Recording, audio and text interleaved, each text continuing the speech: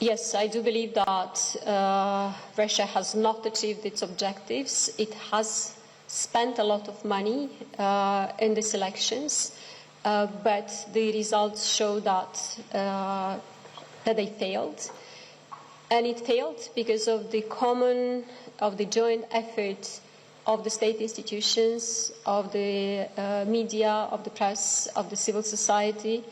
So it was really a response by the entire society to these attempts by Russia to interfere. And you have seen investigations by the national, by the local press, you have seen investigations by the international press. We have proof of the money that Russia spent or wanted to spend. And of course, we have proof of attempts to bribe the voters in different regions of the country. Well, of course, it's, the democracy is clean, should be clean. And the elections that we fought for clean elections.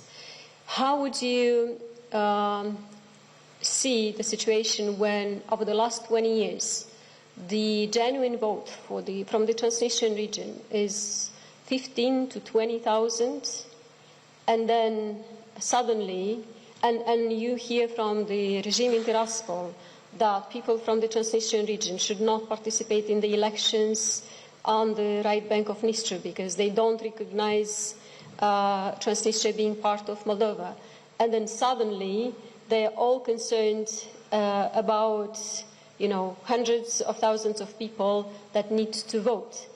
How would you see the situation when none of the political parties or the political parties which are not supported by Russia are not allowed to go to the Transnistrian region and to campaign?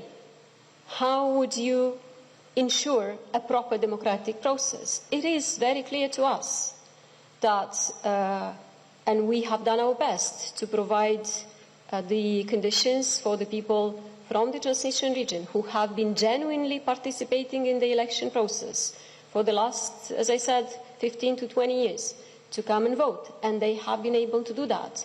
But when Russia organizes a massive vote-buying scheme, it's easier for Russia to do it on the left bank of Dnistru because the Moldovan police is not allowed to go there.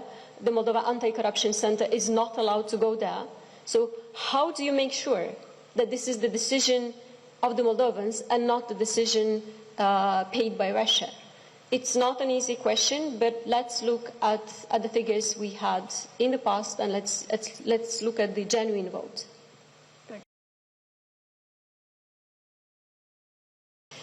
Unfortunately, Moldova decided to join EU and is taking serious steps towards EU in a period when Russia is very aggressive.